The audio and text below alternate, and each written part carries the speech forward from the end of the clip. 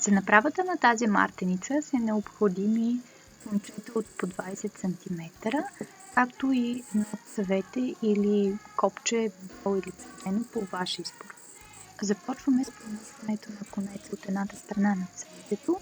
За мен беше малко по-трудно, затова се наложи да използвам уред, който да ми помогне по-лесно да промуша конеца. След като сме готови с тази стъпка, ще ни е необходим приятел, който да се притече на помощ. За да се усуче марценицата, единият трябва да върти в едната посока, другия в другата. След като сме готови с усукването, събираме двата края на мартеничката, намираме центъра и пускаме от едната страна, както е показано и на видеото. Така мартеничката е готова от едната страна, остана да го повторим и от другата страна. И вече имаме ето така изглежда вече готовия вариант. Надявам се да ви е харесал. За направата на тази мартеничка ще ни са необходими двоен червен конец и двоен бял конец, както и приятел, който ще ни помогне за направата на мартеничката.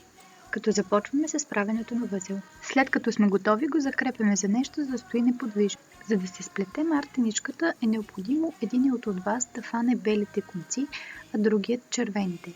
След което започвате да преплитате точно както е показано на видеото. Единият минава с белите конци, преплита отдолу, след това другият минава с червените конци, точно както е показано в видеото.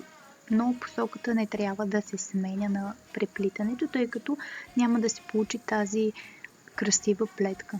И така плетем до желаната от нас дължина и с това нашата мартеничка е готова. Надявам се тя да ви е харесала и вие да си направите, защото е лесна и красива.